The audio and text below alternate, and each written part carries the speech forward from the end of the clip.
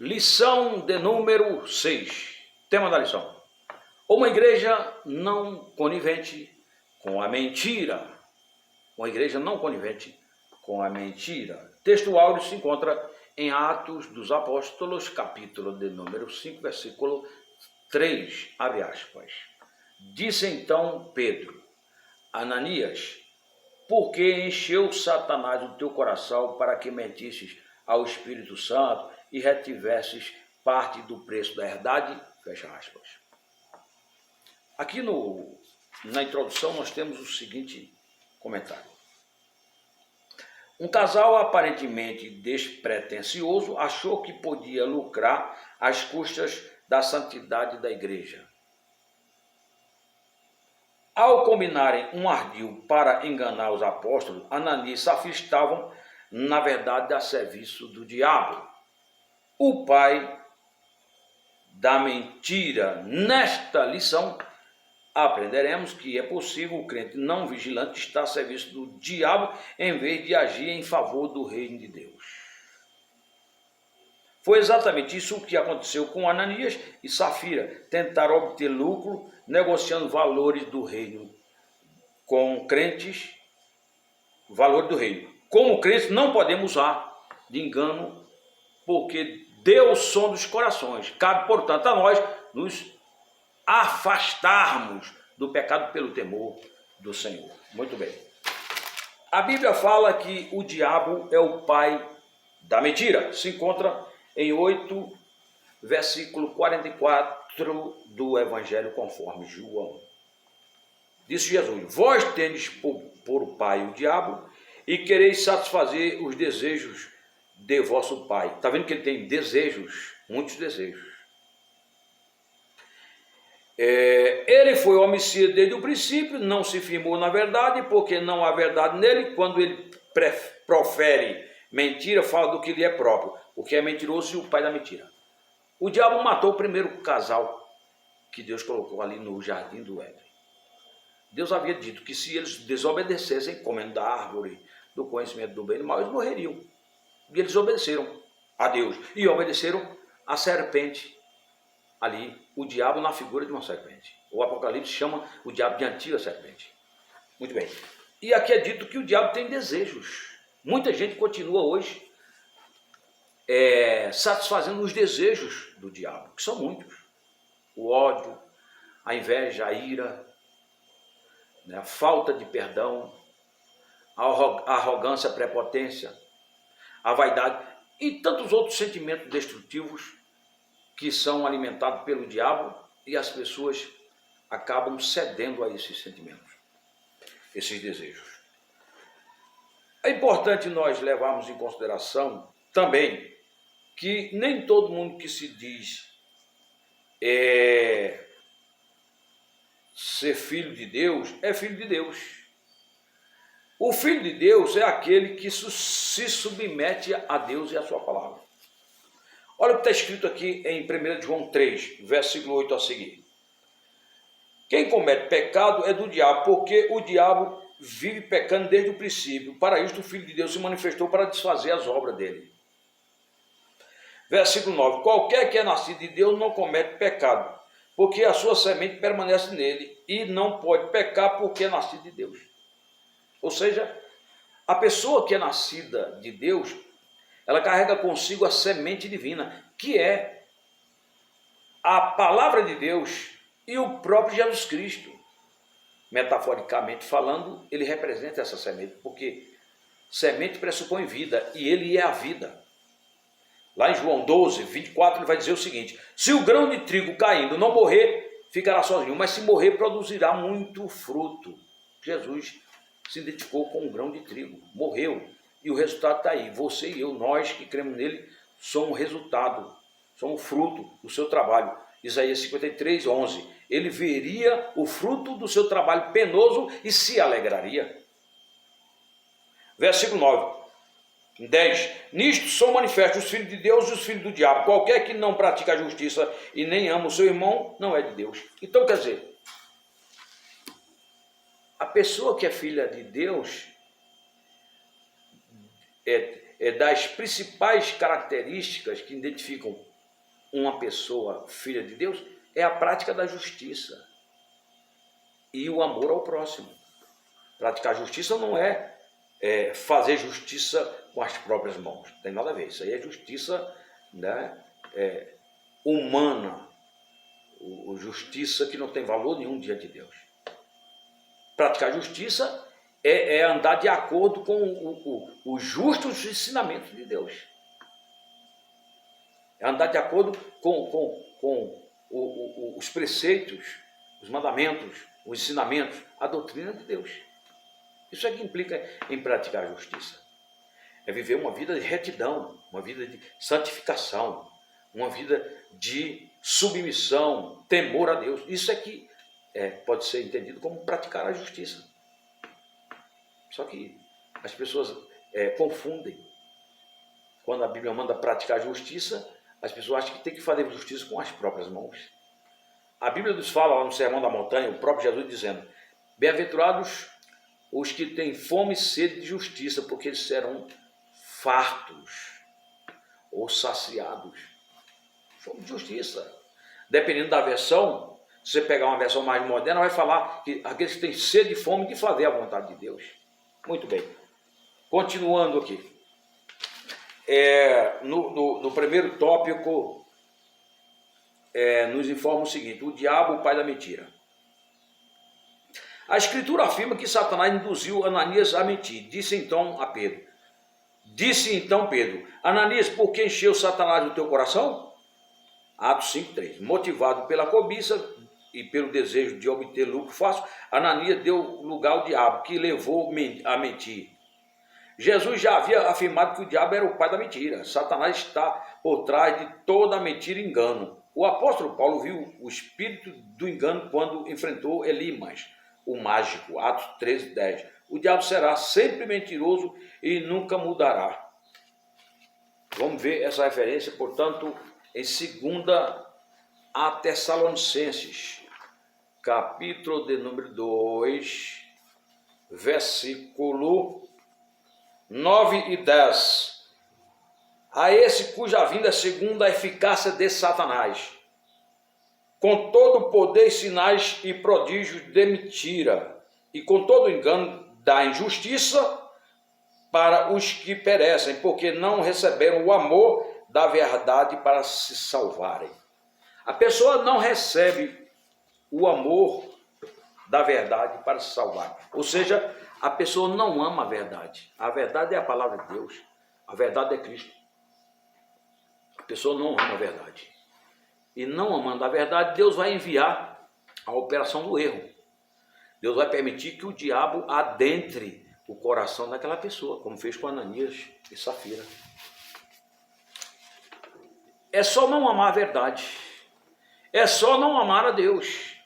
E nós provamos que amamos a Deus quando nós obedecemos a Ele. Não é isso que está escrito na palavra? Vamos lá. João, capítulo de número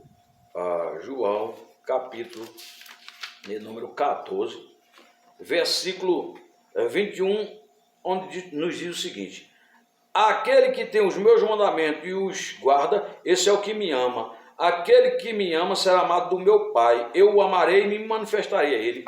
Quem guarda a palavra de Deus, prova que ama a Deus. Quem guarda os mandamentos de Deus, prova que ama a Deus, que ama Jesus Cristo. E os mandamentos de Deus se resumem no amor. Disse Jesus: novo mandamento eu vos dou, que vos ameis uns aos outros, assim como eu vos amei. Esse é o mandamento que resume os demais mandamentos nas Escrituras. Aquele que ama, a Bíblia diz que se houver outro mandamento, esse vai concluir, vai resumir os demais. Está aqui em 5 de Gálatas, olha só, 5,14, onde fala o seguinte: 5,14 de Gálatas, olha só. Se vós, porém, ok? 14. Porque toda a lei se cumpre numa só palavra, nesta: amarás o teu próximo como a ti mesmo. Esse aqui é o mandamento da antiga aliança. No novo, Jesus, ele reinterpretou esse mandamento: amar o próximo como a si mesmo. Ou seja, era um mandamento que você tinha como referencial você, amava o outro como a você mesmo. O referencial era você. Agora o referencial é Jesus. Ama como eu vos amei. Muito bem. Na sequência aqui nós temos o seguinte. Satanás não obrigou nem forçou Ananias a mentir, mas evidentemente plantou a semente do engano e da mentira em seu coração. A mentira é um dos seus ardis. A escritura é bem clara, não deis lugar ao diabo. 4:27 de Efésios. Não deis lugar ao diabo. É só você ler o contexto deste versículo. O contexto é o que vem antes ou depois do texto. Contexto imediato. Que vem antes dessa frase ou depois dessa frase. Você vai ver que o Paulo chama atenção quanto àqueles que estão mentindo, aqueles que estão roubando, aqueles que estão cultivando o sentimento de ódio, não estão amando seus irmãos, etc., assim como foram amados por Deus. O contexto é esse. Quando a pessoa, enfim, ele dá lugar a esse tipo de conduta, ele está sendo influenciado ou influenciada, essa pessoa, pelo diabo. Esse indivíduo está sendo influenciado pelo diabo. Ok? E a advertência é: não dê lugar ao diabo. Efésios 4:27.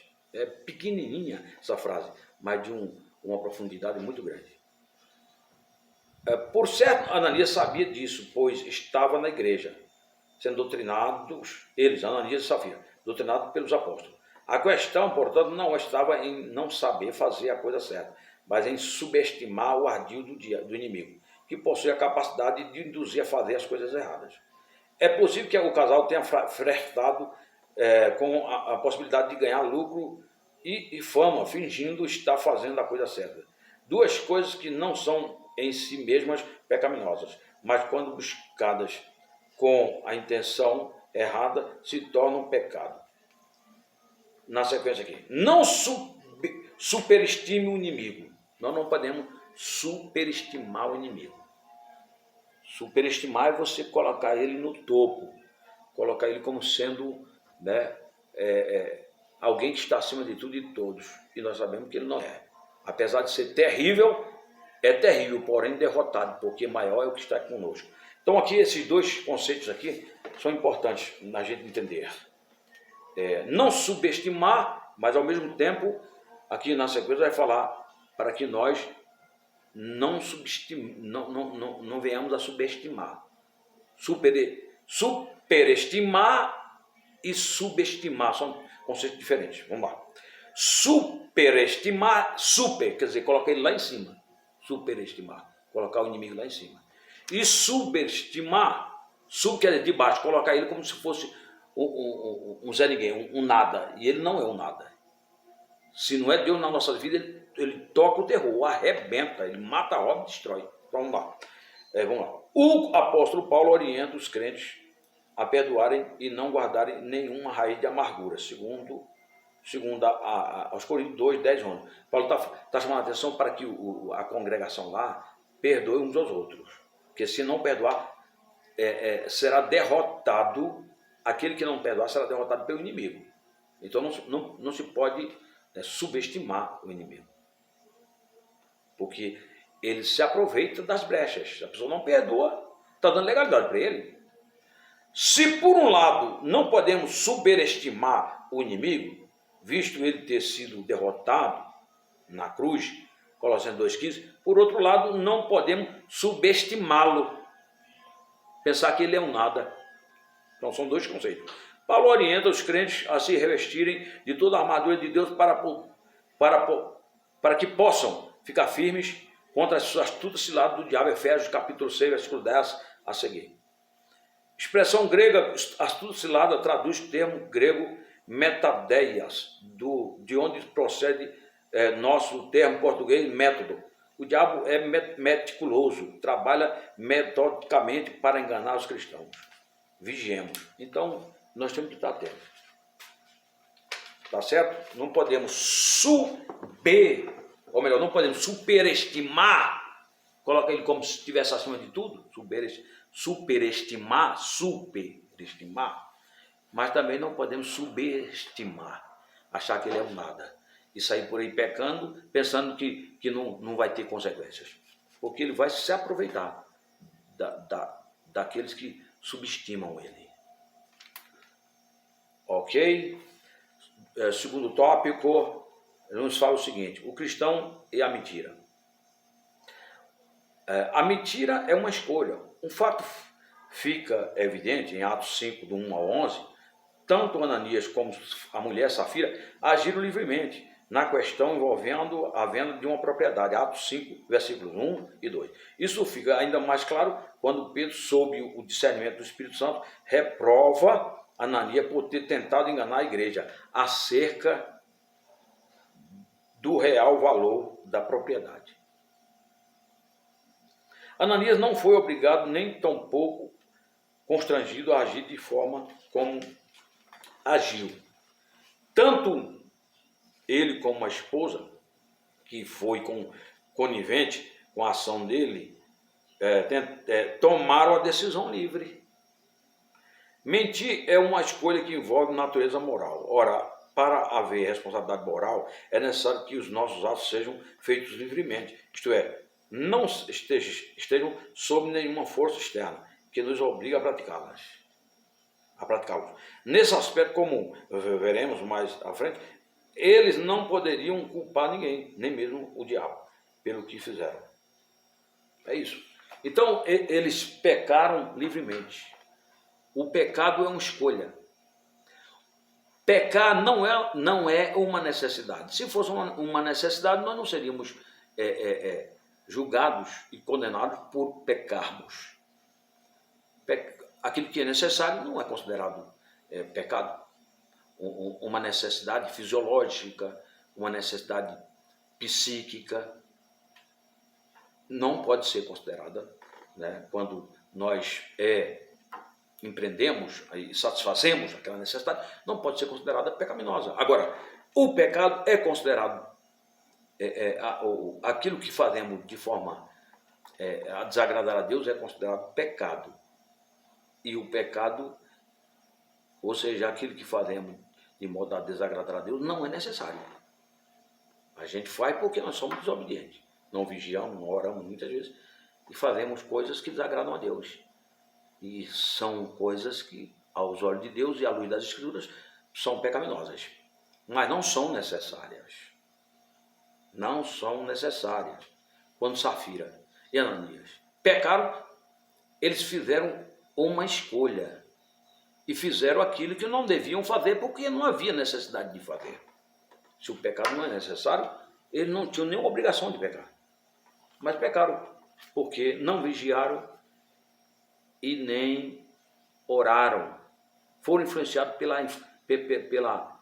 os ardis do maligno. Já propôs a eles que fizessem aquilo e eles fizeram.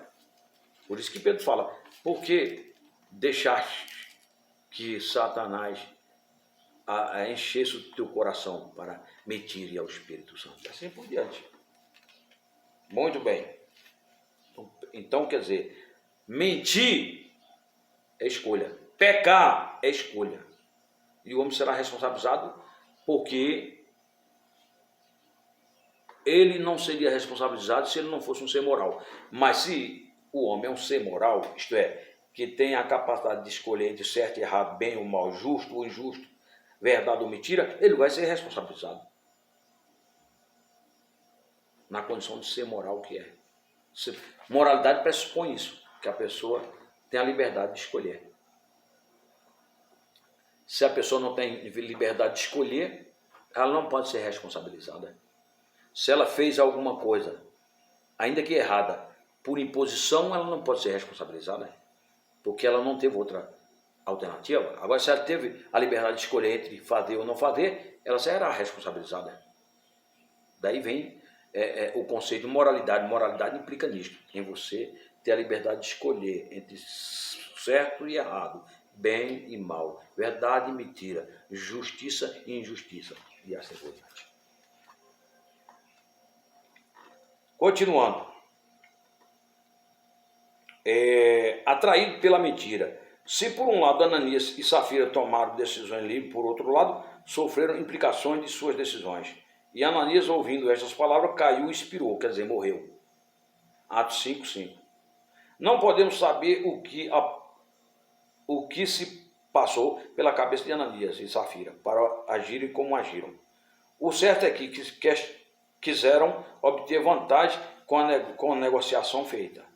É possível que, ao verem os demais crentes fazendo ações louváveis quando davam seus bens, tivessem visto neste gesto uma oportunidade de obterem, além de reconhecimento, lucro pelo patrimônio que fora vendido e supostamente doado. Então, atração. A Bíblia fala que o homem é atraído pelo seu próprio mau desejo.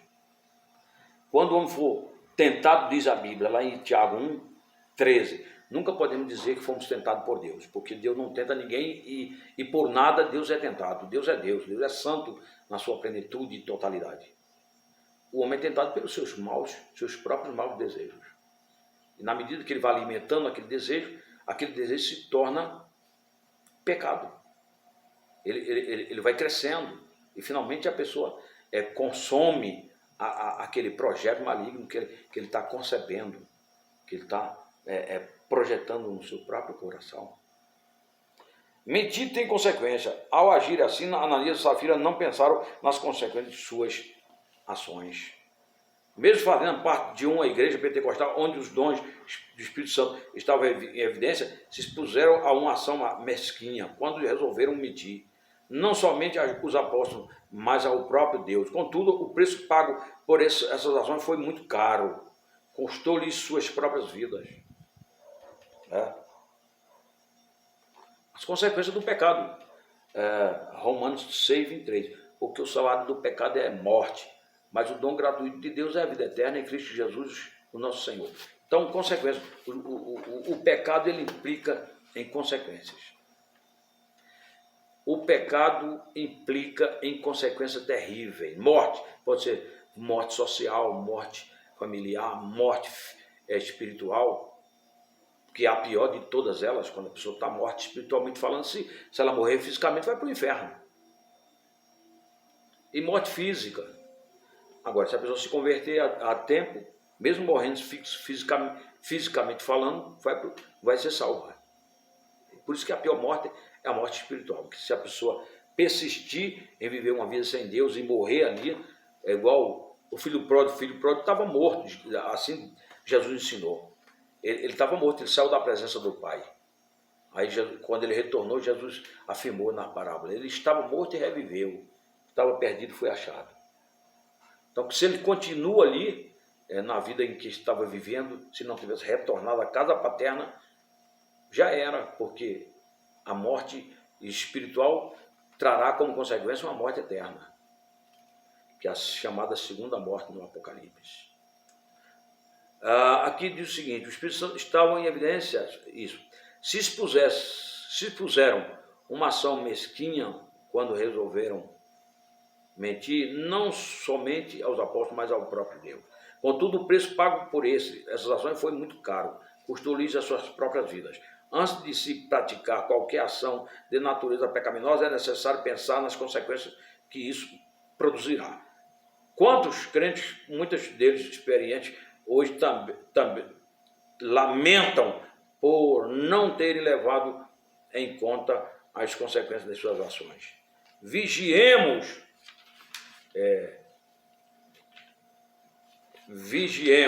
aqui a advertência, né? Vigiemos. Aí tem um terceiro tópico, certamente não vai dar tempo, eu quero concluir aqui, já passou, já está se aproximando do fim aqui, porque o celular não comporta muito, uma produção muito longa, mas vamos lá, aqui na conclusão. É possível um crente pecar e se acostumar com o pecado sem se arrepender? É possível. É possível a pessoa se acostumar com o pecado, né? O chamado pecado de estimação. Por isso que nós temos que estar na vigilância, fazendo de forma permanente uma autoavaliação, para saber se até que ponto nós estamos agradando ou não a Deus. Se estamos fazendo a vontade de Deus ou não. Né? É possível que ele encontre até mesmo justificativos plausíveis para comportamentos notadamente pecaminosos. Contudo, uma coisa é certa, não é possível escapar do juízo divino. No caso da igreja de Jerusalém, o juízo divino veio de forma rápida e precisa. Contudo, em outros, como no caso de Corinto, o apóstolo Paulo cobrou uma ação enérgica por parte da igreja que havia tornado tolerante em relação ao comportamento pecaminoso de um crente. 1 Coríntios capítulo 5, versículo 1 a seguir. O cara estava se relacionando sexualmente com a sua madrasta, com a esposa do seu pai. E o Paulo enviou lá um recado pedindo para que aquele cidadão fosse excluído e sendo excluído ele estaria nas mãos do diabo, sofrendo as consequências na pele, para que no dia de Jesus Cristo ele pudesse ser salvo no seu espírito. Em outra situação, Paulo deixou claro que Deus exerce seu direito de juiz com aqueles que havia pecado. 1 Coríntios 11, 30 ao 32. Fica alerta, ninguém é capaz de enganar a Deus. Portanto, vamos vigiar, vamos orar, vamos ficar atentos para que o diabo não nos leve a pecar, a cometer erros, a cometer falhas de forma dolosa, arbitrária, de livre vontade. Porque pecar de forma acidental, todos pecamos. A Bíblia fala que aquele que diz que não peca é mentiroso. Mas nós temos que estar vigiando e orando para evitarmos, na medida do possível, o pecado arbitrário. Porque é o pecado doloso, arbitrário, que é terrível sobre aqueles que professam a fé em Jesus Cristo. Eles poderão sofrer consequências mais terríveis, inclusive a própria morte física, como aconteceu com Ananias e Zafira. Portanto, é isso. Há uma igreja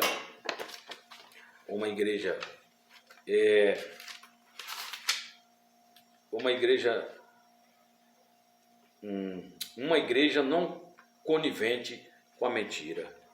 Nós não podemos, permitir que a mentira passe a fazer parte do nosso dia a dia. Nós somos parte de uma igreja universalmente falando. Cada um de nós que professamos o nome de Jesus, nós somos parte do seu corpo. E tem que começar por nós. Não podemos permitir que a mentira venha a fazer parte do nosso caráter. Deus tem misericórdia do seu povo, Deus tem misericórdia da sua igreja. E que Deus possa continuar nos abençoando em nome de Jesus. Valeu, Ponte.